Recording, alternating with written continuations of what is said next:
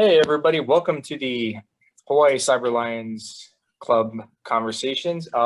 Today with us, we are joined by Lion James Logue from the Chinatown Lions Club to talk to us about one of his many interests and hobbies and things that are keeping him busy about his podcast that has been recently launched. So James, thanks for joining us. I just kind of wanted to make a few announcements or a few reminders for everybody at home. If you are watching this video, please hit the subscribe button somewhere below your screen and hit the like button too. That helps with the YouTube algorithm. Also for attendees, if you are not properly dressed for the occasion, if you need to step away from your computer for whatever reason, please turn off your camera. And also if you can mute yourselves and you can unmute if you have questions. All right, enough of that fun stuff. James, take it away. How's it going? What's going on? That's good. And thank you guys for having me on here to talk story with you about my podcast and other things related to the Lions. I guess I could just dive right into the podcast if you want. Sure. Basically, it's kind of simple. Through my community service organizations, like the Lions Club, I've been able to meet a lot of interesting people, a lot of diverse people, who do a lot of very different and what I consider interesting things, whether it's owning a business or, maybe they're retired and they get to travel all over the world, people in the military. A lot of Lions are veterans. I have a lot of political connections and network. So I just decided that instead of having those conversations with those people to myself, about their experiences, their backgrounds, how they got to where they are, I wanted to share those with other people. So, maybe you're interested in maybe like the former Lieutenant Governor, Doug Chin. He's also the former Attorney General for Hawaii. Maybe you're interested in his story. You can go on to my podcast on YouTube and you can listen to him talk about his experiences, his background, what brought him to where he is today, his run for Congress, things like that. I just had Major General Joe Logan. He was the director for the Department of Defense for Hawaii during the missile alert. So of course we talked about that. But mostly I really wanted to focus on his police background and military background, because as a veteran, that's kind of more interesting to me. But, today I just had with one of my other organizations, a guy who's pretty schooled in Freemasonry, because I'm a Freemason as well. So yeah, just a bunch of different people, different experiences, and hopefully people can be entertained by at least one of the podcasts as I'm recording them. Yeah. So how'd you get into? I guess what got you interested in wanting to do podcasting? Well, I think back in 2013, I had a friend. He was actually in the Army with me. He was my squad leader. He had wanted to do a podcast. So we always threw around the idea. He wanted me to host it. And he just wanted to do the behind the scenes because he felt like I was a little bit more charismatic with the people. But it just never got off the ground. And I was approached a few times by other people who were interested in doing a podcast. They wanted to partner up and do like a co-hosting, but it just never took off. No one ever made the move. And then especially after COVID, I just decided, it's never going to happen unless I do it. And I just decided I'm just going to jump into it and just, I'm not losing anything. It'll be a long, slow process to build, any type of subscriber base and things like that. But for me, I'm doing it for fun. And I think that's the key to it. As soon as it starts feeling like work, I won't do it anymore. But yeah, it's been something in the back of my mind for a long time, and I just decided to, pull the trigger per se. So the genre, so to speak, of your podcast is more of a conversational, more conversational in nature. But I guess how did you figure out what your conversations were going to be around, or what types of guests you had, or was that something that was always kind of in the back of your mind, or was that something you just kind of fleshed out as it got closer to you starting? Well, I had always, so usually when I'm out with friends who might not be involved in let's just say politics, and they'll hear me and my other political friends talking politics and the kind of like the behind the scenes, what happens and how bills are passed through committees and discussions. They always seemed interested. They might not be interested in politics themselves, but kind of like the other side that people don't really hear about, the wheeling and dealing per se. And so people have always found that side interesting. And just for me, that's why I kind of went with the podcast. I decided, like, instead of me sitting down with, like, you know, Rich Halverson, who used to be chair of the Oahu County Democratic Committee, instead of just me and him having a conversation, you know, why not share that conversation, you know, with other people who might not get to hear that side of how things work within the system. Yeah. And then just in general, for years past, I really didn't know who the audience would be or who the guests would be. But I just decided basically that when I decided to launch the podcast, that it would be people in my network, because I keep them in my network because I find them interesting. So I think that's what will drive interesting conversations. And then hopefully other people will be interested in those conversations. But it's not really limited to anyone really. You know, if I've met people that I've just had one conversation with them and I was like, oh, this would be a great conversation to have on a podcast.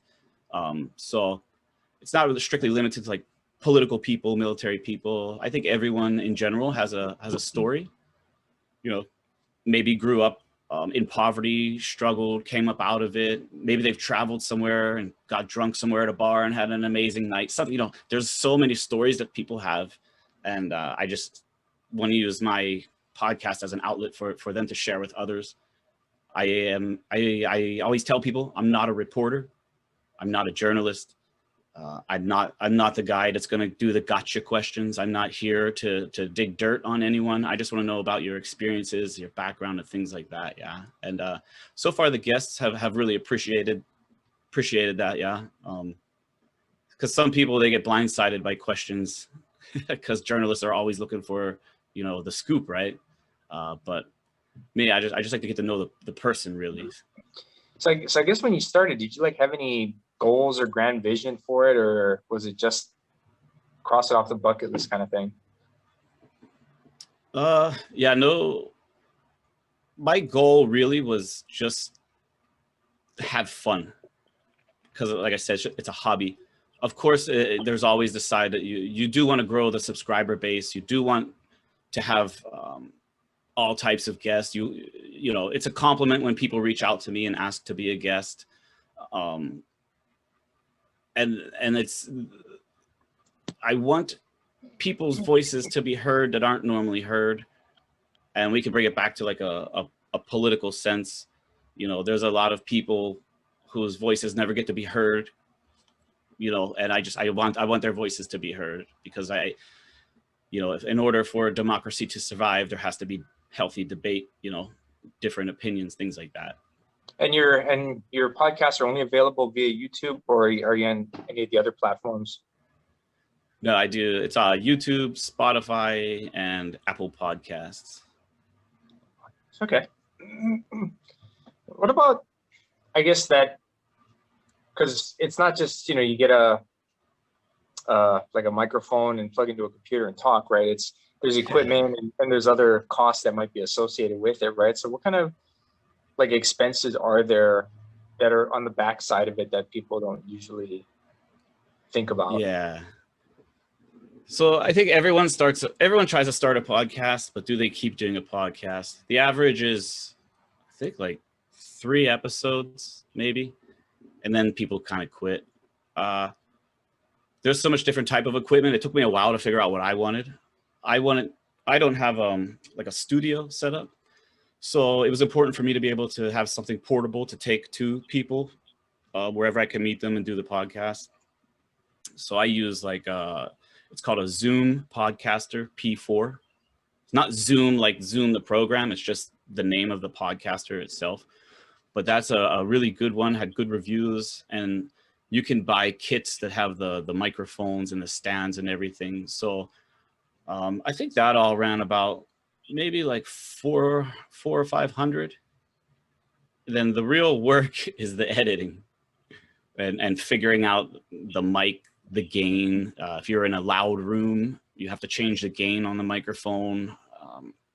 You can listen to some of my podcasts. You can see it kind of has like you could tell we're in a room with like an echo, because it's just so hard as I'm trying to figure it out still, to even edit it. And the editing process is a whole nother beast. Just have to be patient. Yeah, that's kind of one of the other things is, because I know people who've like done podcasts and they hate editing so much that they're just like they'll record it and then they won't edit it, and they'll just be like, all right, well, that was a nice thing off my bucket list, and they bought the equipment, they got the storage for the files, and then it's just it just kind of went all in nowhere, right? So so when you do like the editing, how long does it take you, or do you spend a lot of time editing, or like what types of edits do you usually do when you're making the final cuts? Yeah, well, to be honest, the worst part of editing is hearing my own voice. I'm not sure if you guys are like me, but like I hate hearing my own voice and I hate seeing myself. Like, so the hardest part about editing is having to hear my own voice. But what I do for editing is I don't necessarily edit content, and I tell people before I start recording that I just believe in like a real conversation. But what I do is I'll edit if there's too long of a gap between conversation. So maybe you're talking and then I'm thinking, but maybe it takes me a little bit too long to think of a thought. Yeah, because it's important to not just respond, right? You have to have come to an intelligent answer. So, and it takes time to build that. So sometimes if it's like maybe even like a 5-second pause or longer, I'll cut it down.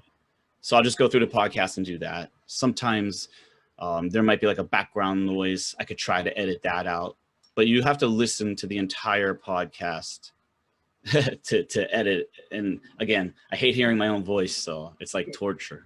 Yeah, I don't know anybody else on this recording, but I kind of feel the same way. That's why I think I've edited 1 or 2 of our videos, and I'm just like, God, this is painful.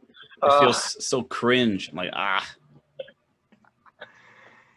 So you said you don't like give gotcha questions, or you don't have like I imagine you don't have a script or anything like that. But for like I always felt like if you're having conversations with people and you're gonna, for the purpose of a podcast, or in this case like a YouTube recording, that you kind of, if it's a real complex kind of question or something that requires some actual thought, you want to give them the question in advance, so that way you don't have a lot of the awkwardness, or the way to craft the response that actually conveys the meaning. Do you ever run into that when you on your shows? Or well, the thing is it's like, so if let's just say I'm interviewing you, and forgive me, I take that back. It's not, I don't interview. I just converse. We kind of already would talk beforehand, the direction that I'm looking to go, and what you might want to do, and we just come out with a plan in a sense. But the whole benefit of podcasts is it's a long form discussion. So it's not like a TV interview where you're limited to time. I always tell people an hour goes way faster than you think when you're having a conversation. Like with Major General Joe Logan, for example, we went over 2.5 hours, and then I had to pull the plug because I said, I know you got other stuff to do, but we could have went for another 2.5 easy. But beforehand, we do a little discussion, and I say, hey, this is kind of why I'm interested in having you on. This is what I want to talk about. If you don't mind diving into this, we can do that. Is there anything in particular that you want to bring up and discuss, or anything you want to focus on? Then we can do that. But really, within the conversation itself, questions do come up. And that's why I was saying, when people take a little bit longer to come up with a response, I'll go in and I'll cut down the time. But I don't mind at all. Even with the gentleman I was talking to today, a lot of the responses took a little bit to come up with and craft. And I don't mind that at all. I'm just grateful they're giving me their time. So I don't mind going in and chopping down that. But I see what you're saying, yeah. But again, if we could record for 4 hours, you know, I don't mind. It's a long form discussion. Yeah, because I think like a long time ago, I did a TV kind of interview show on Olelo, right? And I'd given somebody all the questions that I was going to ask them, and then it was a political candidate, and I said, what separates you from your opponent? And their answer was, I'm a girl. And I was like, Yeah. oh God, that was horrible. It creates a different mentality for people. If I sat them down and said, these are all the questions I want to ask you, the answer would be very, very generic. If I was limited on time, like 30 minutes, I would do that. And I would, because that's the respectful thing to do, give them that courtesy of the questions. But you get more of a genuine answer and genuine response. Now, if I like somebody, like if I have a friend on or somebody that I'm not okay with, and we venture into a topic that I might think, hey, that I don't think we should post that. I'll send it to them, the clip, and I'll let them decide, do you want to keep it in or should we cut it out? Because again, it's a conversation. And after about 20 minutes, I always warn people ahead of time, you know, at about a 20-minute mark, you're going to forget the microphone's there. And you're just going to be into the conversation, and you're going to be talking. So, and I'm always trying to be aware. Again, I have a good I have a good idea of my guests' backgrounds to an extent, and where they should and should not venture to in the conversation. Because again, I'm not a reporter, and I'm not looking to, you know, cause anyone some drama, you know, because they might say something that comes up in the moment that somebody might take, you know, out of context. So you said after a point, you kind of forget that the microphone's there. Do you, you know, since you watch since you know YouTube and we're doing this, did you always have a preference of just on the audio side of the podcasting versus YouTube versus video interviews, or just kind of see them as either or do you have a preference? I tend to just listen to audio, but a large portion of people prefer the video too. And so that is something that I'm going to do. It's just, to be honest, I'm really trying to figure out, which I had tapped Rich. He's below me here. I had tapped Rich for help in the visuals department, because for that, I'm not sure how I record everything to one track or multiple tracks, but combine them together. And because I'm just learning the audio version, and then to throw video into that. Whew. And then because I do on location with people, I have to figure out something like a curtain rig setup or something where we can kind of drown out the background. So the video one is something that I'm gonna do. I'm just trying to figure it out, because I don't want to do it like half-assed. I want it to look good, especially for the guests. Because if it doesn't look good, right, people won't want to come on. So it's got to look good. You know, you're involved in a lot of organizations. You got a lot of things going on. Your guests, I imagine you must have a lot of ideas for possible guests or things like that, right? Or do you just put it out that, hey, if you want to be on the show, come on? Or no, to be polite, I will post and I'll say, hey, if you think you have an interesting story or something, you can reach out to me. But for the most part, yeah, it's just my network and people I've met and contacts I have that I think are interesting. The hard part about just having anyone on for me is, again, I'm not like a journalist. It has to be, if I'm not enjoying the conversation, the guest probably won't enjoy it. And for me, that's important, at least for now. Yeah. As I'm still learning my ways through, I wouldn't mind. Of course, I had, his name's Dennis Kennedy. He started a Barefoot News Media Hawaii. And the website is barefootnewshawaii.com.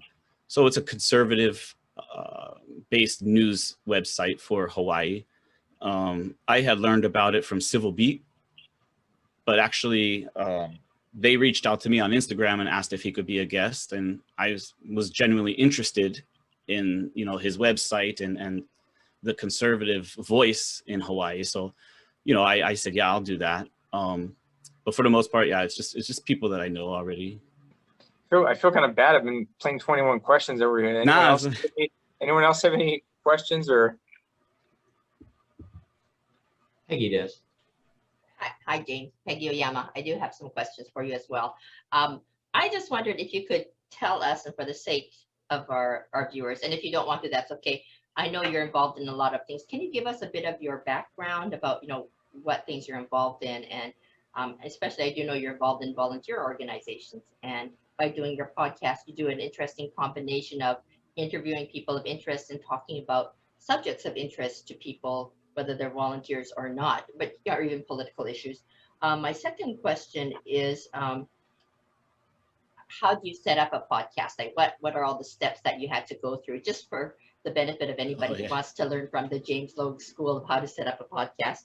And third, I'm in the legal profession, and I wanted to know if you had things that you were concerned about from the legal perspective. I know you've repeatedly said you're not a reporter, but, you know, were there concerns there? Did you have to be careful? Did you have to get people to sign agreements?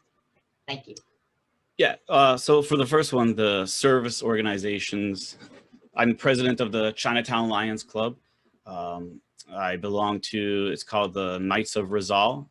It's based off Jose Rizal, who led the Philippines to independence. Freemasonry.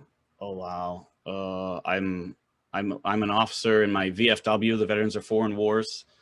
I'm in the American Veterans. It's AMVETS, AMVETS Hawaii. We also have a motorcycle riding group that just started, so I belong to that too. And then I belong to the Chinatown Business and Community Association. And then, oh Lord, what else? The Aloha Shriners, Scottish Rite of Freemasonry. And I feel like I'm leaving something out. Another group, it's called the Boys Bunch. It's just more of a fun-loving social group, but we do an annual fundraiser for the Boys and Girls Club of Hawaii. And then, what was the other part of that question? Well, that was kind of it, just to kind of get an idea of your background, because I know you do volunteer work and you do political work as well. And so you get quite an array of people that you have on your show. Yeah. So I'm a combat veteran. I served in Iraq. I was military police. After serving active duty, I stayed in Hawaii and went to HPU, got a bachelor's in political science. Right before I graduated, I landed a job at the Hawaii State Capitol in the House of Representatives with a representative from the Big Island. And I loved it there. And that's kind of where I started growing the political roots and connections. And then I worked a session at the State House again with another Big Island representative who's now a senator. And again, just continued growing that. I was secretary for the Oahu County Democratic Committee for 4 years. So just all my groups and everything I've done, I've just been able to build such a large and diverse network, both professional and friend. So that kind of like, for the podcast, you know, and actually people that I've invited, they've all been like, yeah, I'll come on. So I appreciate that, but yeah. So good. Is there a lot of value with being friends or knowing people, you know, just kind of on a casual basis where you can interact with them so that when you bring them onto the show, they're already comfortable talking with you? Yeah.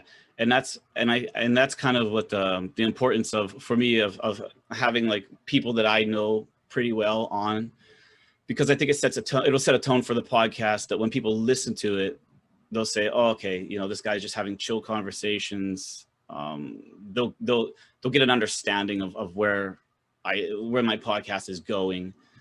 So I think it'll be easier for people in the future who might be interested in coming on and, you know, exploring whatever their experience is or whatever they're trying to promote. Okay, then one of my other questions was about how you went about to set up your podcast. What kind of things does that require? For me, example, I'm totally clueless about how to do it. And so, the James Logue's 5-step things that you got to do to set it up, and then also the legal ramifications.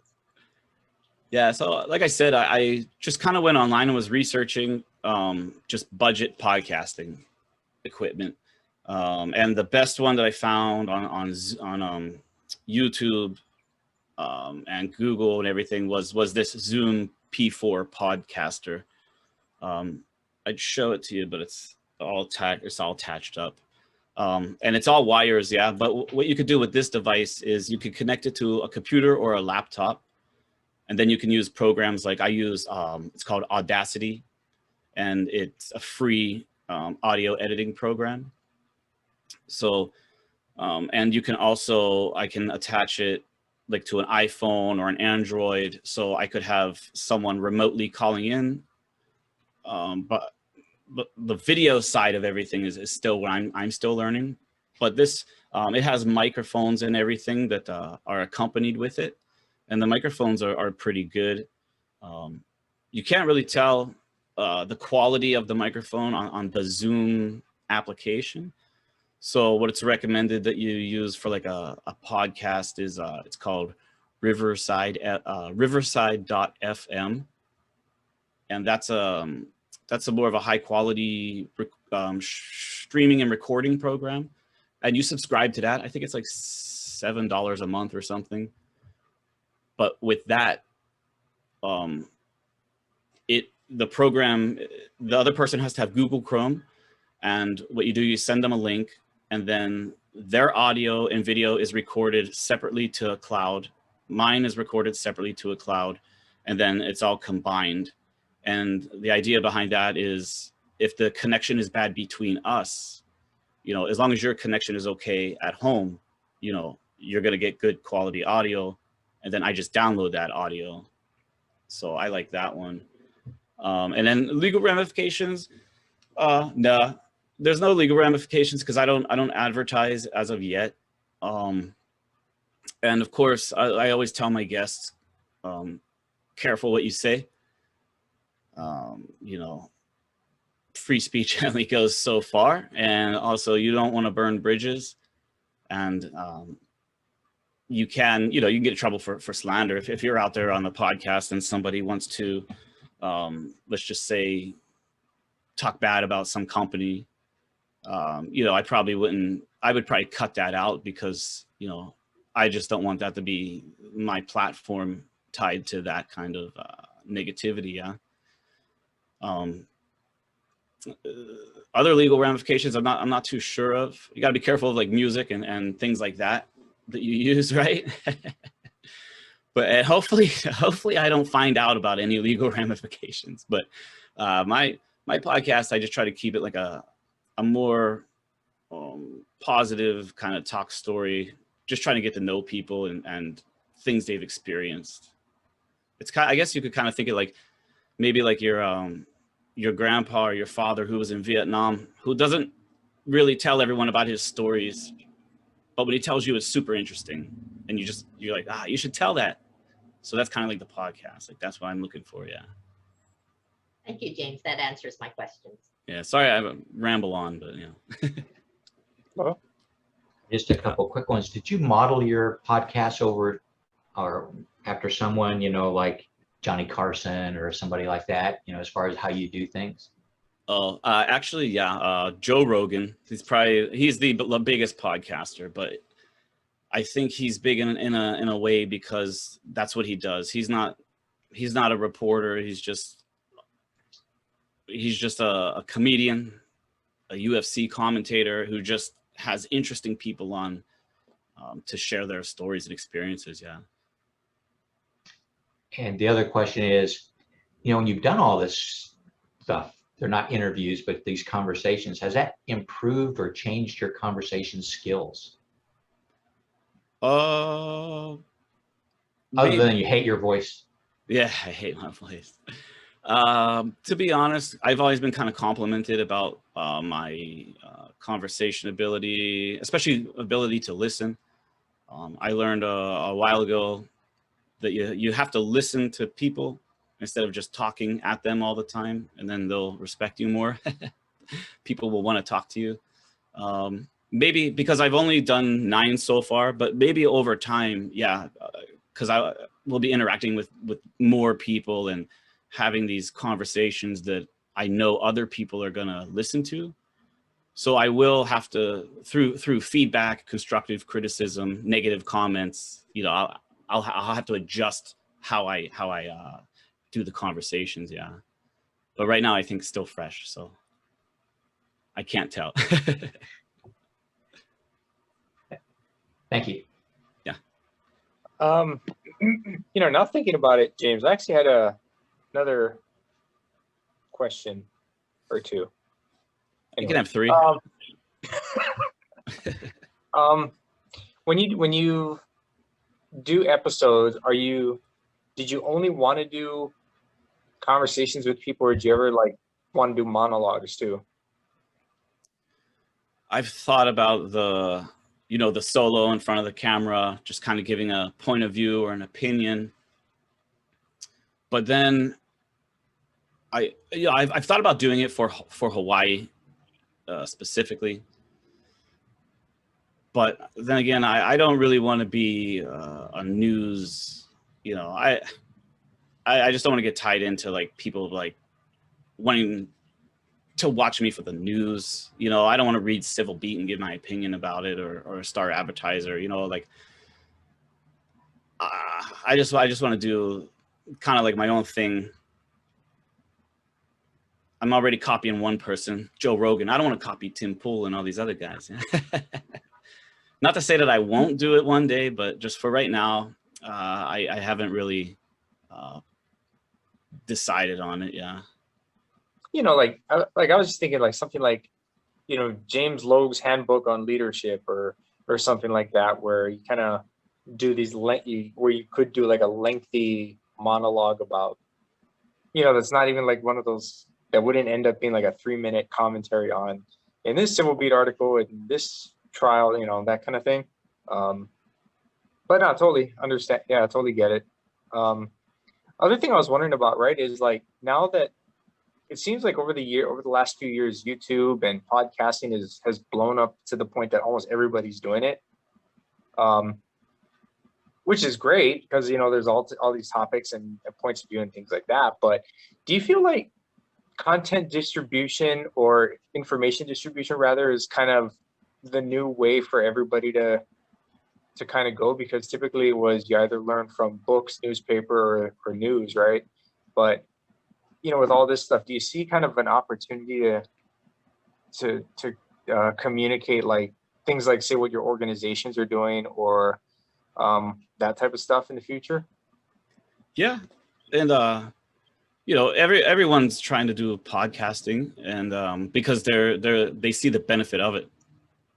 But again, like not everyone survives, but not everyone has content that everyone else likes, right? So it's just, and there's a lot people have to filter through.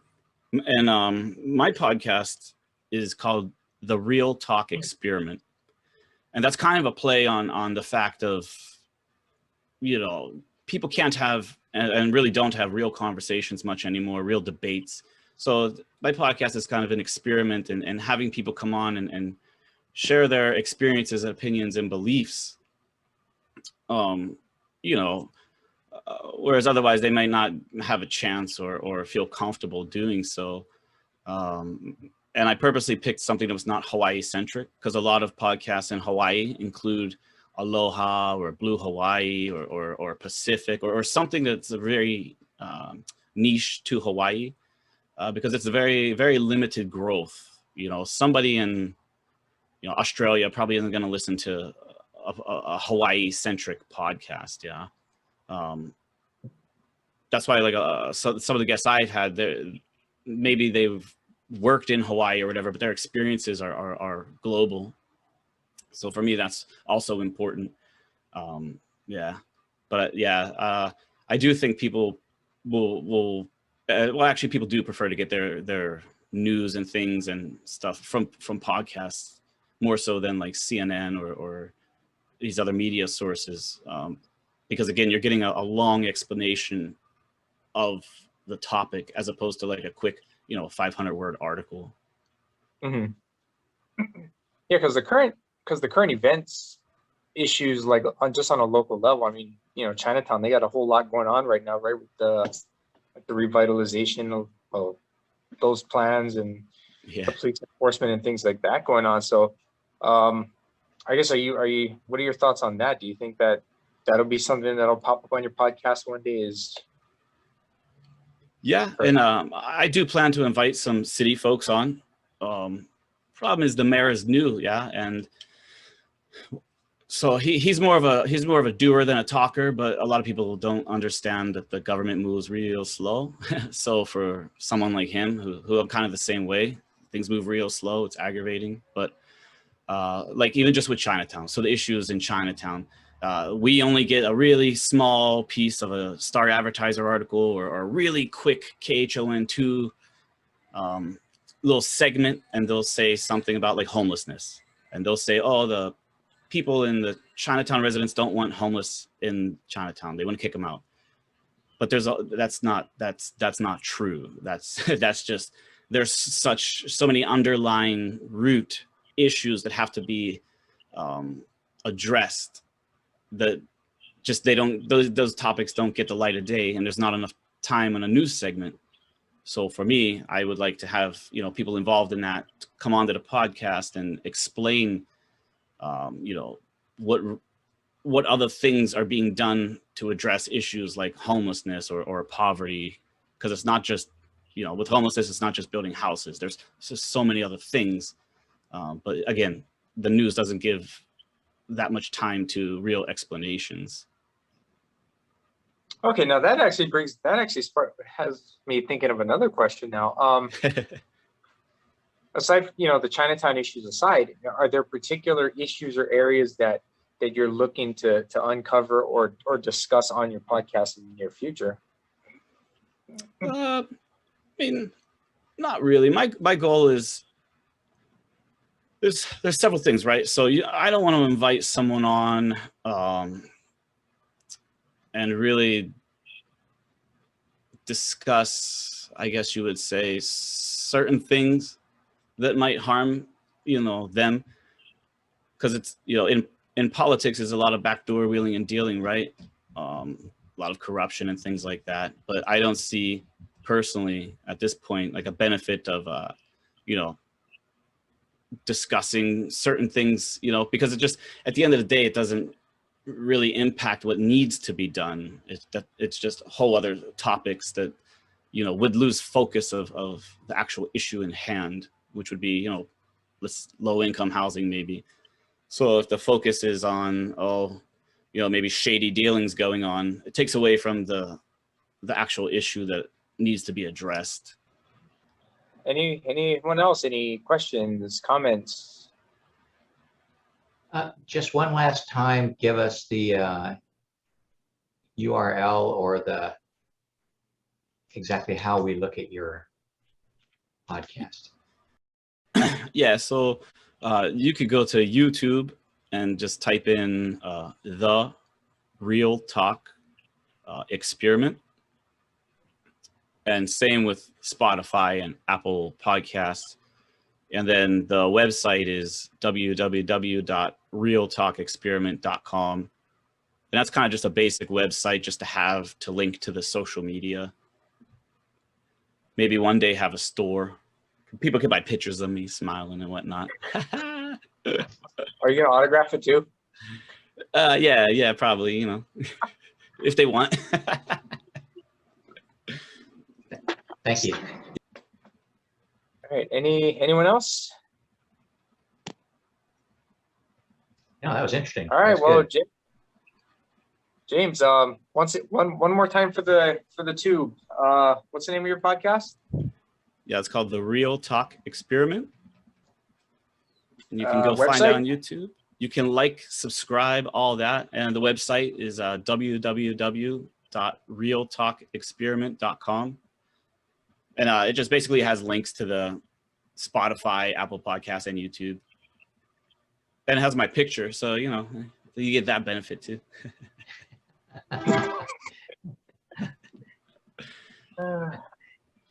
All right. Well, thanks for being with us today. Again, everyone in YouTube, please make sure to like and subscribe our video, and go to James' podcast and like and subscribe his video. I think it'll help all of us out with the YouTube algorithm and be pretty entertaining, I'm sure. So everybody, we will end the recording now. All right. Thank you very much. Thanks.